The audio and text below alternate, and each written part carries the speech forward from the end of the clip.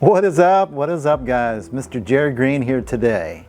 So another video, and this right here is a game changer for your REI business, guys. A game changer. And this is something that is really never talked about. I've heard it from very, very few people. And typically I'm probably one of the only ones that usually brings it up. And that is the power of constraints within your real estate business. Constraints. So think about that. I mean, constraints, you gotta start thinking of constraints here, okay? And then you start thinking, wow, wait a minute, what is a constraint? I mean, constraints, something that's gonna, hold me back. It's gonna bound me to something, and and then not be able to grow. Well, the problem is with a lot of you guys, including myself, especially, a lot of us are visionaries, and we're constantly going to this direction, and and especially in the real estate business, because there's like, everybody always says, there's so many different ways to make $1 million or multiple millions, whatever. But the thing is, I want you to look at is, there's probably a million ways to make $1 million just in real estate, okay? So you have to understand that constraints are what allows you to become extremely focused. So I remember one guy I worked with that was a mentor of mine, and still is to this day. And he always told me, he says, become niche, you become rich. But if you're not you don't have a niche like that, you just go so wide that you're just all over the place. So what I've learned through a lot of hard knocks over the years, the same thing applies to the real estate investment business. And you have to start learning to put some constraints on. Now, I know in the beginning stages you might be testing the waters in different areas. But the thing is, guys, I want you to realize this is, if you don't ever put the constraints on yourself and your business, it actually can't grow to the level you want. Really, it can't go to what I call scalability. Because what happens is, you're just so wide on things, you can't focus on one area and just massively increase the production on that. So let's take a look at this a little bit more, and I'm going to show you just a little quick example here of things.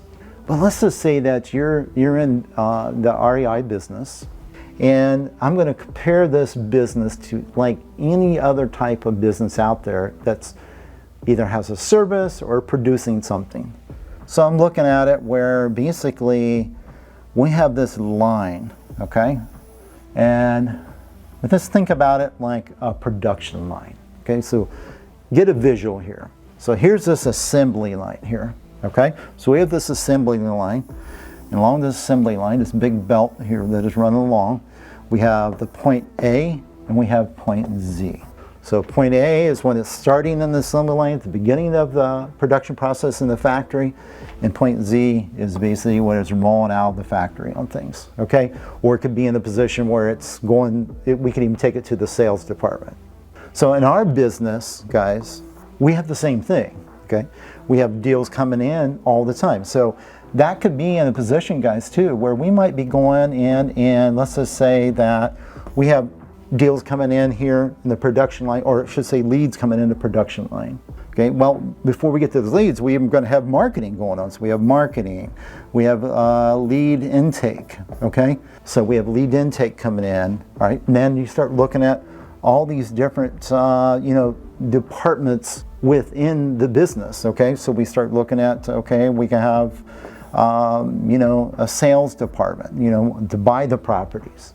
I don't really care if you're wholesaling. I don't care if you're doing fix and flips. It doesn't matter. You could be buying multifamily buildings to hold, but you still have to have overall some type of production process that it allows you to have a repeatable system over and over again. Okay? And that's how you be able to just, get to the point of eventually scaling this. So you have all these different departments. I'm just kind of giving you an example on things. But what I want you to start thinking about is this here.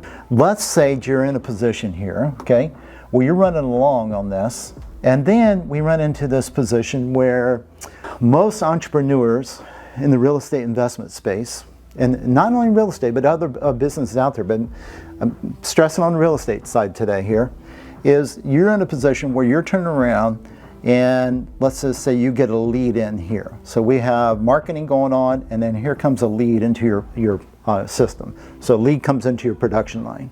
Well, the thing is now, let's just say it goes down into your production line a little bit further. Then it comes to a point in your production line where it stops right here. And then this point here in the production line, what happens is, let's say it goes into a decision-making process. So we have a decision-making process right here. So we're going in to basically make a decision here on the deal. So you got everything's into the pipeline. Now you're going to make a decision on the deal.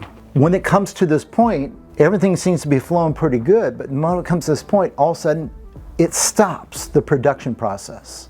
When it stops the production process, what happens, guys, is now we're in a position where, let's just say you're involved in this, and a lot of you are doing this to your own team, as well as you might be doing it to yourself. I used to do this all the time.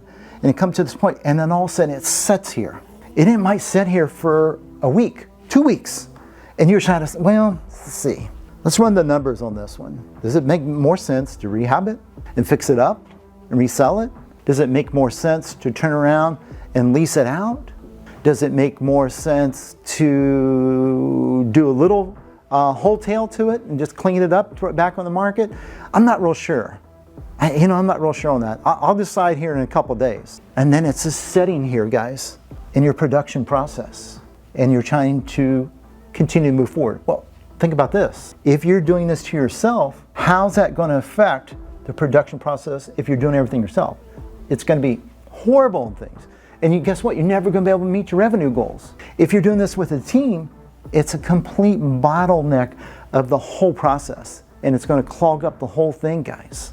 So what you have to start doing, guys, is you have to get clear on what is it that you want to do. So this is where it comes in to start understanding, guys, here, of the power of creating constraints within your business. And a lot of you have went through that already. I shared that. You get that block on things. I used to do this all the time. I used to get deals coming in all the time. Everybody go, okay, Jerry, what do you want to do with this one? I don't know. I would like to rehab it. But I'll tell you what, the rehab, I'm going to go out and take a look at it and see if I really like it. Then I would call somebody else out. Hey, get my wife out. Get so-and-so out. Hey, what do you think of this? You think we should rehab this one? And then next thing you know, we're burning 2 weeks. And we haven't even started it. Guys, I used to do this all the time. And I couldn't figure out why we wouldn't hit numbers. I couldn't figure out why I struggled so much on things. And it was all because I didn't set any constraints in place. It was just like a free-for-all. And especially in real estate, the problem is we get so emotional about it, we get so personal about it. What happens, guys, is we get to this point where all these leads coming in, they become personal. Stop doing that. They are nothing more than basically inventory. That's it. And we just got to figure out how we're going to move the inventory. Either fix and flip, wholesale, maybe we're going to rent it, maybe we're buying, like I said, it could be multifamily, it could be mobile homes. I don't care. It's still a process. And that's what you have to get clear on. And when the more you dial that in, what happens is, guys, is you're able to put constraints on this. Then what we can do is start looking at things. So I work with a lot of students this way. So it might be something like, okay, they say, hey, I want to, this next year here, I want to turn around and I want to, let's say, generate $1 million in revenue within my REI business. Okay, great. I'll say, what strategies are you going to use to do that? And they'll say, well, I want to fix and flip. I want to do this. I want to do this. I said, no, we got to get clear. Because when we get clear, then we start putting constraints on that. So we might go in and say, all right, out of that, we're going to do 10 rehabs. And then we're going to do, let's see, 10 rehabs. Out of that 10 rehabs is going to produce so much money, okay, out of that. Let's just say out of those 10 rehabs, we make $50,000 a piece. So that's $500,000 of the revenue. Then we look at, okay, let's just say that I've got another side of the business that I'm going to wholesale in. In the other side of the business I'm going to wholesale in, let's say that my average profit on those deals, let's say, is $20,000 each, okay? So $20,000 each, and I want to make up the other $500,000. What does that take me to? 20, 25, something like that, okay? Whatever that is. I'm not the best at math sometimes, but 25, whatever that is. And then I'm going to generate the other $500,000, guys, from that. But here's the point.